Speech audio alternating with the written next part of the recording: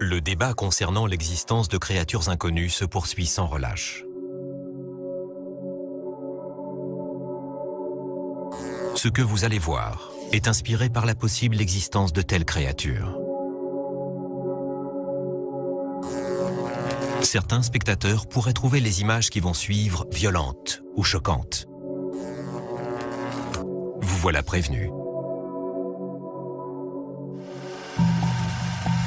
Bigfoot est un animal dont nous trouvons déjà une trace dans les fossiles. Tout nous porte à croire qu'il s'agissait d'un bipède d'environ 2,50 m de haut, pesant autour de 350 kg et certainement recouvert de poils. Bien entendu, ça correspond à la description de celui qu'on appelle le Yeti. Police, secours, j'écoute. Il y a quelque chose qui rôde autour de chez moi. Vous l'avez vu? C'est une personne ou un animal? Difficile à dire. Il paraît qu'il éventre les gens lorsqu'on l'attaque. Que devrait-on faire, selon vous? Le tuer. Il pourrait blesser quelqu'un. Cette chose marchait comme un humain. Que voyez-vous?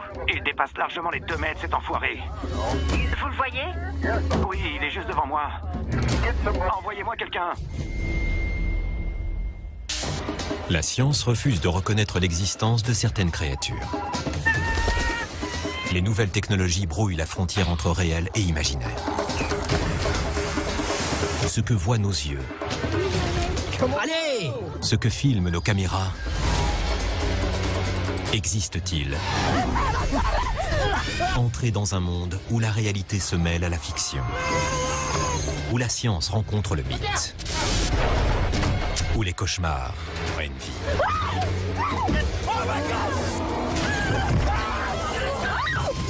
Y croyez-vous? Paranormal Vidéo, Bigfoot.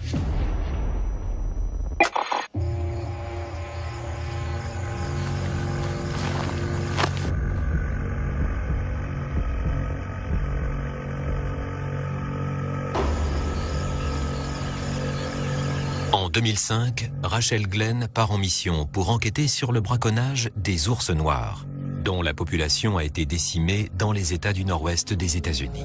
Elle établit un rapport d'enquête composé d'un journal de mission, de vidéos de surveillance et d'un blog vidéo. Entre le 2 et le 14 août, en plus de preuves de la présence de braconniers, elle perçoit des sons étranges et non identifiés dans les environs. Elle a également la sensation d'être épiée en permanence. Par qui ou quoi, elle l'ignore. Voilà ce qu'elle a filmé.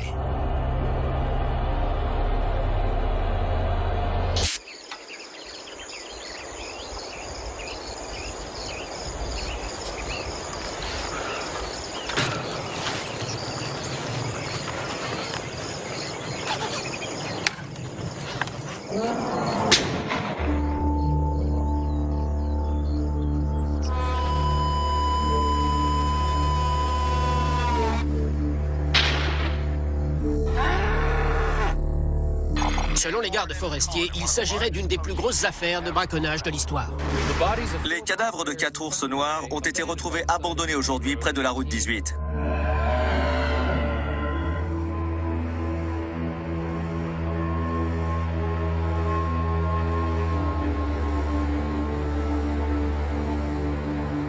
Les pattes et vésicules biliaires des animaux avaient été retirées.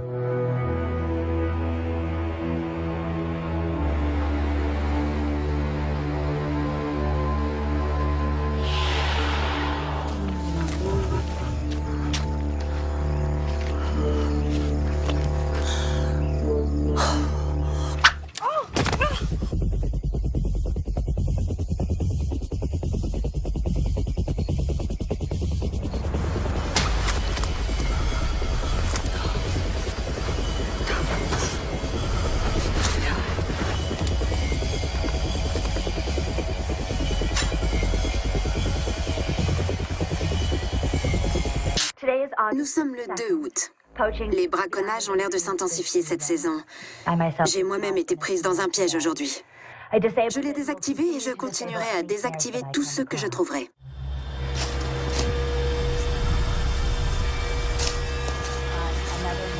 Et puis, j'entends de drôles de bruits que je n'arrive pas à associer à une des espèces sauvages de la région. Je vais continuer à creuser la question avec la surveillance audio et vidéo.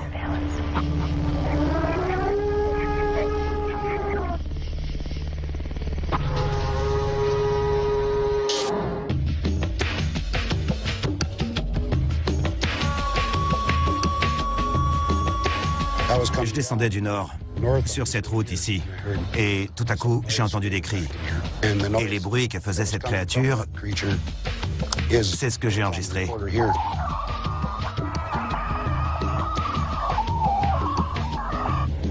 On l'a vu arriver sur ce pont-là. J'avais jamais entendu des cris aussi horribles.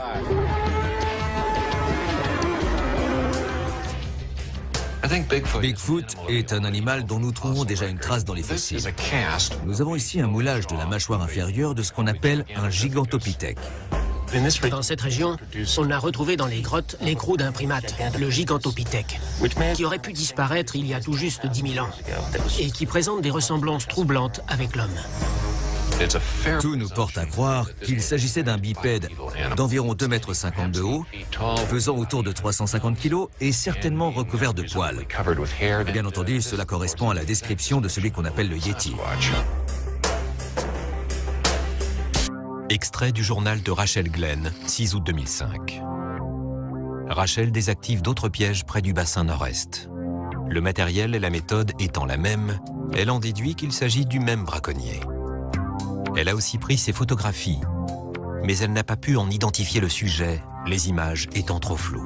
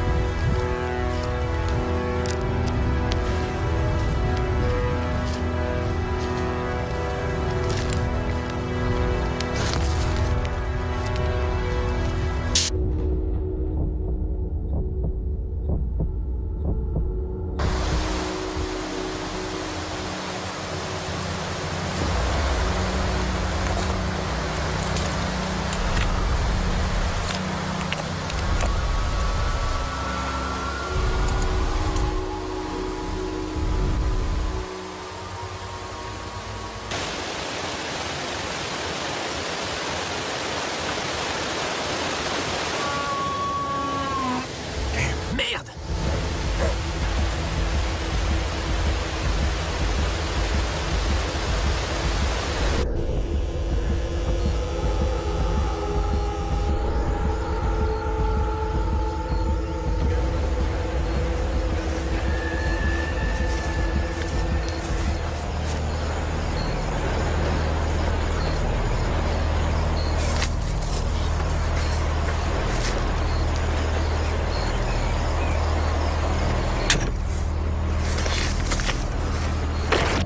Un garde forestier a essuyé des coups de feu aujourd'hui. Un braconnier surpris lui aurait tiré dessus à 6 reprises.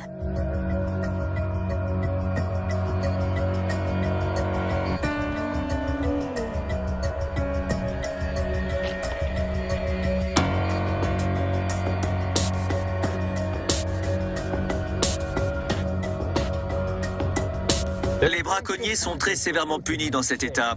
Et il existe de fortes récompenses pour quiconque les prend en flagrant délit. Journal de Rachel, le 9 août. Rachel a détruit de nouveaux pièges. Les ours semblent particulièrement stressés par les bruits mystérieux qui proviennent de la forêt. Rachel avoue être elle-même perturbée par ces sons étranges. Quelque chose rôde dans les parages, écrit-elle.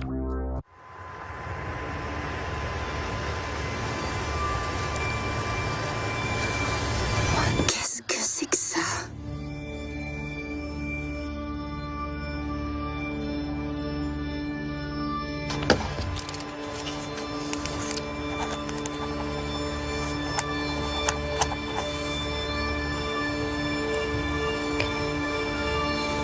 Caméra 7. Elle est à 3 mètres du sol.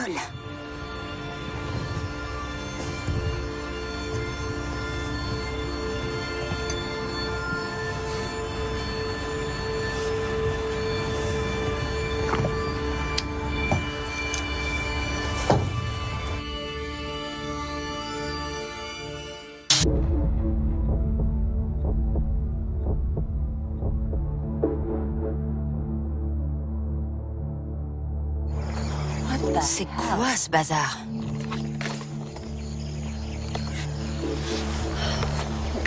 Eh bien, il semblerait que quelque chose a touché à la caméra 7. Cette caméra est à 3 mètres du sol. Ça n'a pas l'air d'être l'œuvre d'un ours.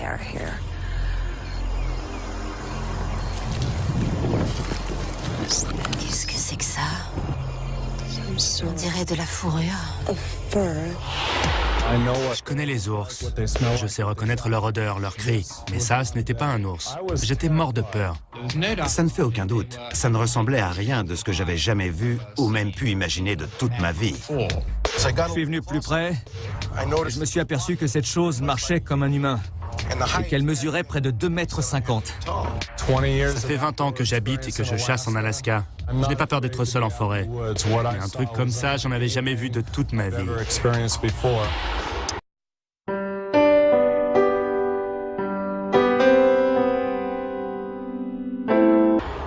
Ce flacon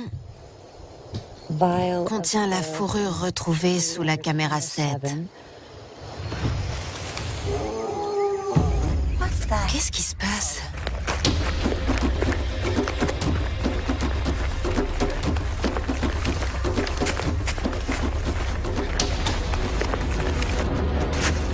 C'est quoi ce délire?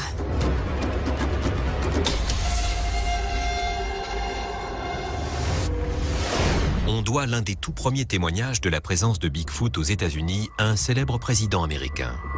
Dans son livre The Wilderness Hunter, paru en 1893, Theodore Roosevelt évoque le cas de 2 trappeurs qui auraient été pourchassés et l'un des 2 tué par une grande créature bipède avec une forte odeur de bête sauvage. Pour certains, il s'agirait là de la première trace écrite d'une attaque meurtrière de Bigfoot sur un humain.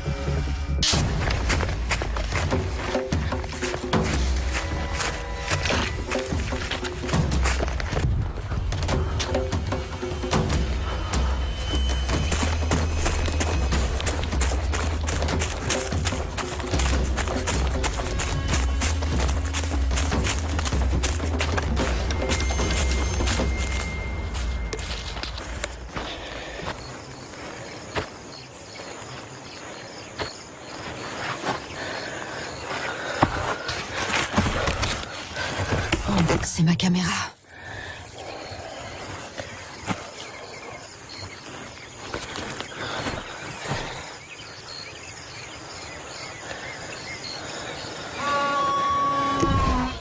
J'ai vu cette grande créature avec une fourrure noire, Bigfoot, qui passait la tête depuis derrière un arbre. Il était curieux, je pense. De tous les singes, c'est le gorille le plus grand. Et il est aussi considéré comme étant très intelligent.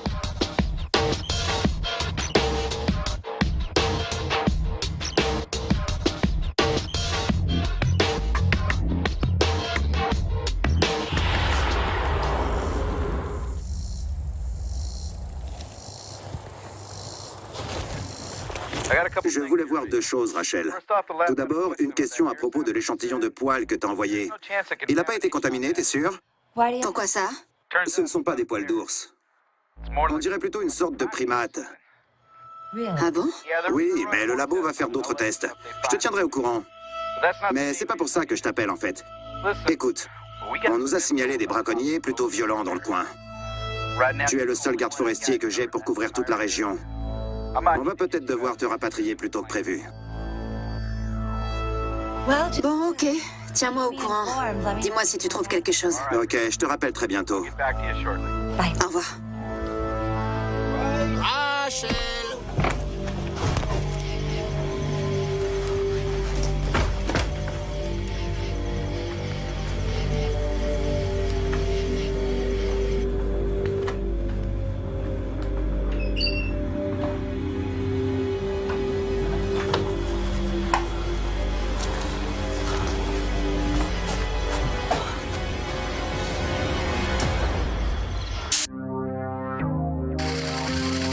« 13 août. Les secours lui ont confirmé qu'ils étaient en route. Mais Rachel va devoir encore tenir 36 heures avant qu'ils n'arrivent. Elle fait ses bagages, puis passe la journée à récupérer les dernières vidéos de ses ours. Il n'y a qu'une seule phrase dans son journal ce jour-là. Une question. Où es-tu ?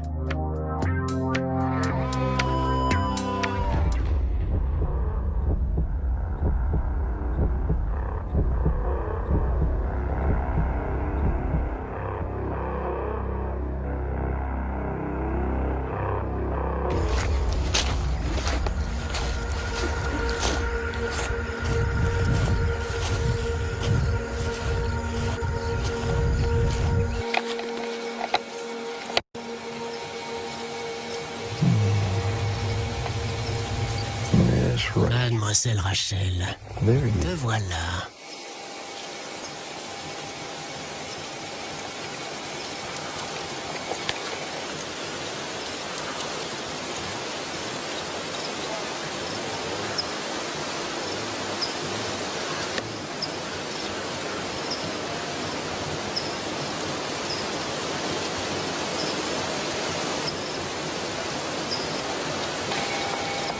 Où t'es passé?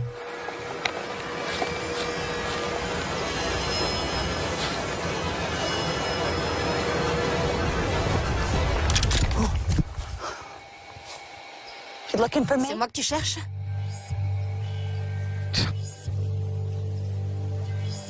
Jolie et maligne. Pervers. Si t'arrêtes de bousiller mes pièges, je te laisserai peut-être tranquille. Donne-moi la caméra. Tu la veux? Viens la chercher. Donne-moi la caméra. Par terre.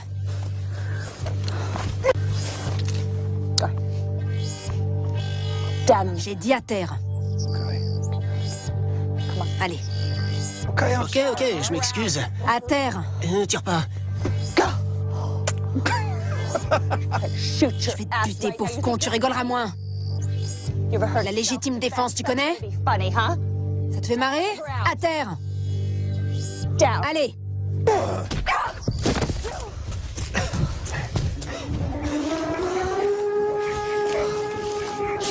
14 août. Après avoir visionné les vidéos du braconnier, Rachel se sent encore plus vulnérable. Elle, qui s'était toujours sentie en sécurité dans cette forêt, laisse désormais la peur l'envahir. « C'est maintenant que j'ai besoin des secours », écrit-elle. En attendant, elle continue d'étudier les preuves photographiques de la présence d'un mystérieux animal qui semble se rapprocher de plus en plus d'elle. Dans l'une de ses dernières notes, elle explique qu'il semble presque veiller sur elle. Les exemples sont très nombreux dans les zoos, mais aussi dans la nature. Des liens sociaux se nouent entre les humains et les primates qu'ils étudient.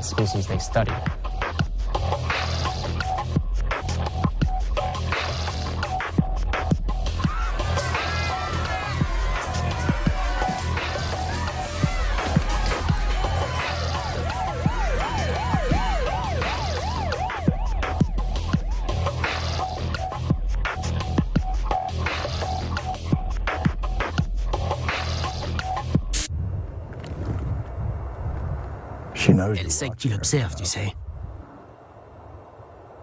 Je crois que tu lui plais.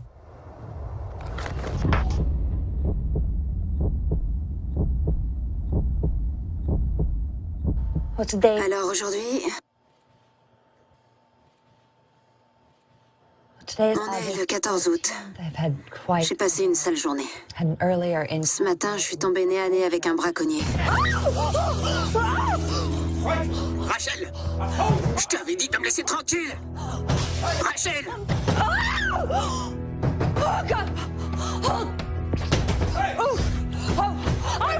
Je vais tirer! J'ai pas peur de buter! Casse-toi! Casse-toi de là! Pars-toi de là!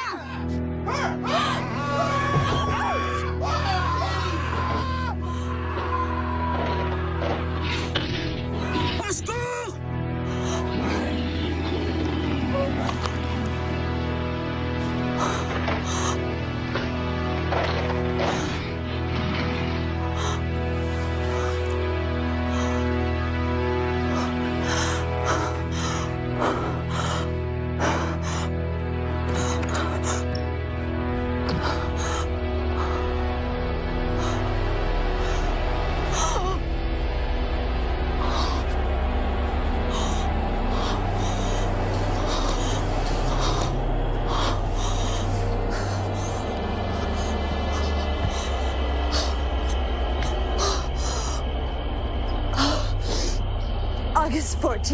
14 août. Il y a eu... comme une attaque.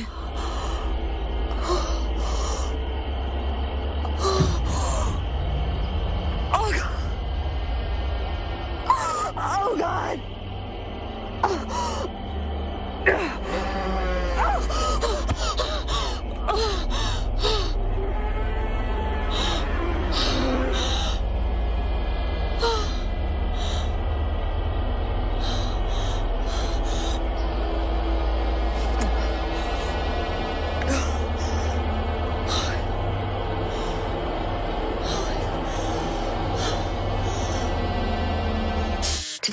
On est le 17 août. Je viens de faire ma déposition à propos du braconnier qui a été mortellement blessé par un de ces pièges.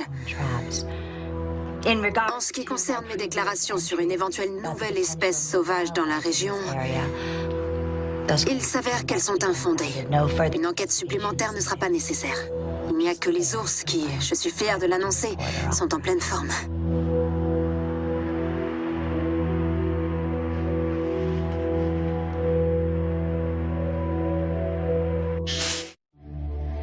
Le rapport final de Rachel Glenn contient des documents encourageants qui montrent que les ours se portent à merveille.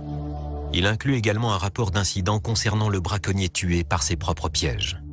Mais nulle part, elle ne mentionne une nouvelle espèce ou un animal étrange dans la région.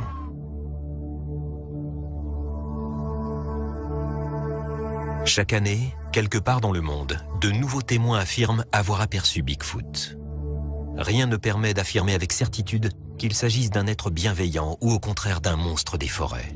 Comme toujours, avec ces créatures cachées, une question s'impose. Sont-elles parmi nous? Cette histoire était inspirée par la possible existence de créatures cachées.